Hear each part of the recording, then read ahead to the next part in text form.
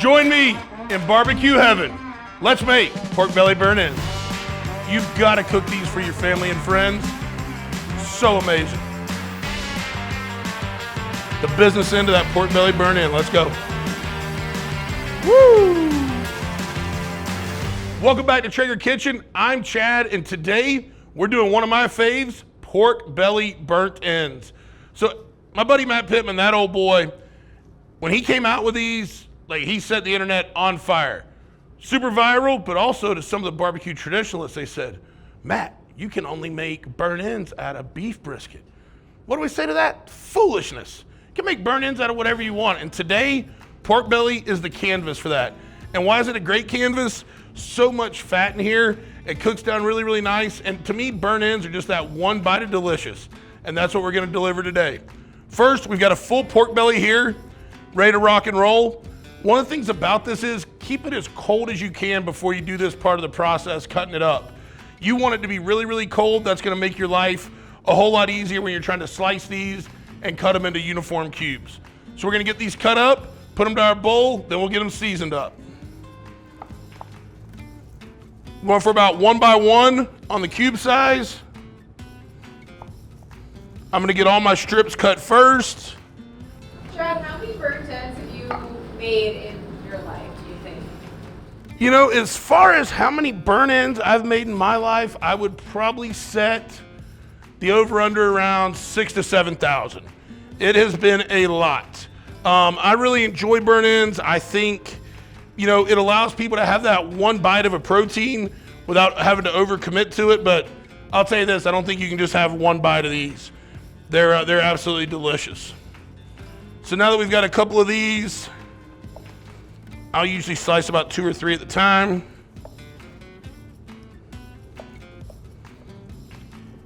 And then now we can get these to our bowl. And sometimes if you have a couple there on the end that are a little bit smaller, you can still rock with them. Just keep an eye on them. And the reason these also work so well is there's so much, you know, fat inside of them. You know, when you look at that cube, all that's gonna render down. So we got all that delicious to sink our teeth into. I'm gonna season these up here. For a bit, we're using the whiskey dust rub today, along with the whiskey pellets. Putting a little whiskey bent spin on it. What you think about that? All right. You pick up that maple for sure in this, and I'm looking forward to that. Turns out really, really well with this pork. All right, this looks pretty well covered to me. All right, now set those aside. Move our rack up and just start laying these babies down. We're gonna go fat side down.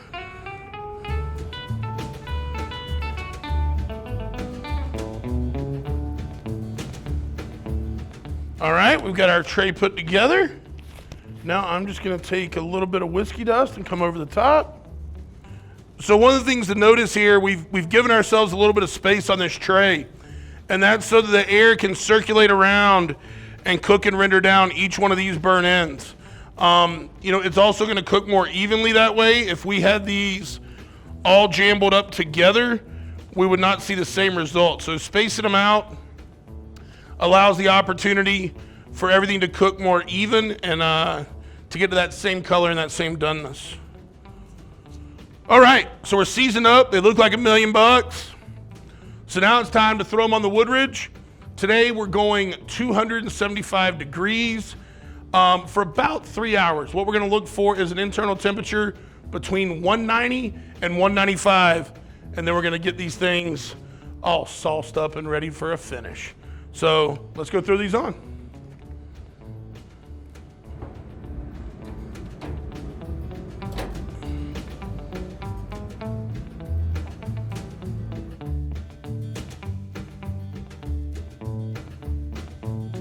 All right, we've been spritzing about every 45 minutes with apple juice, and now we're gonna go in for that final spritz before we pull these off.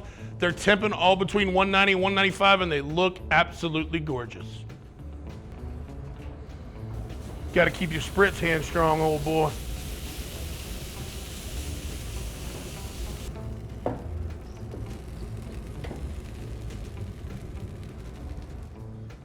Woo! Look at here, look at here. All right, now that we got these pulled off, I'm gonna throw on some gloves because about to play with our food a little bit. So we've got a large pan over here. We're just gonna take these and try to slide them right over here. That'll be great to make sure we get maximum sauce exposure. All right. We got plenty of room in this large pan. Would much rather do this volume of burnt ends in a large pan instead of a small pan. Once again, you just want to make sure you can get them all covered correctly. Let's go in with a little extra hit of that whiskey dust.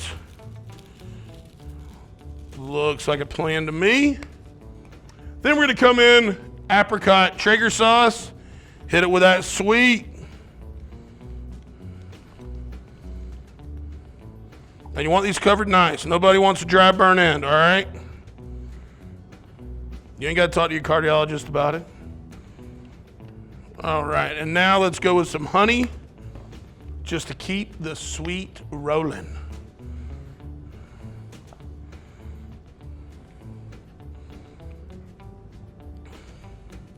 A lot of times on burn ends, some people will add butter.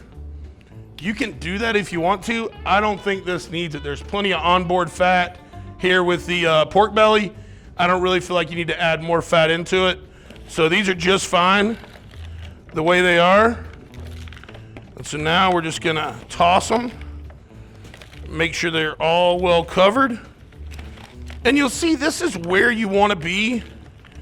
You don't want a whole pool of sauce down here. You just want everything nicely covered. It's gonna give you that beautiful exterior you want, that sweet bite on the outside before you get to that delicious umami of the pork. This is where you wanna be. This is the appropriate coverage. Not too saucy, not too dry, exactly where we wanna be. So we're already set at 275 on the Woodridge. We're gonna stay there, but we're gonna put these back on. Gonna be about 60 minutes. What we're looking for is for them to be nice and tacky, and then to me a test on whether it be pork belly burn ends or beef burn ends. If you can take a toothpick, slide it into that burn end, and slide it back out without having to use your hand and it's clean, that burn end is done. All right, let's put these back on. 1 hour, 275.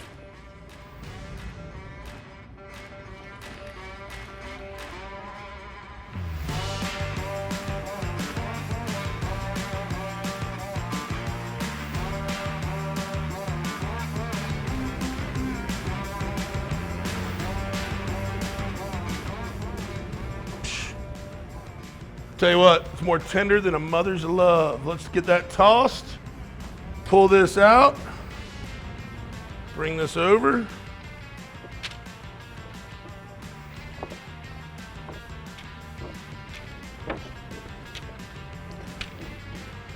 There we go. Let's make these babies look tableside beautiful.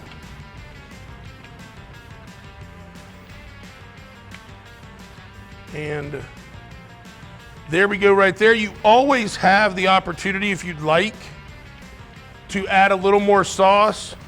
In my opinion, these do not need it. They're plenty saucy enough. We even got a little sauce down here at the bottom. If anybody wants to dip in and get themselves a little extra hit of that sweet and spicy, they can. But to me, all this pile of pork belly burn-in says is, come eat. Look at that color, look at that caramelization. Absolutely looks delicious. All that's left, let's go in for a bite. Picked me a winner here out of the back. Once again, look, that cooked down about half size of where we started. So this is nothing but the business end of that pork belly burn-in. Let's go.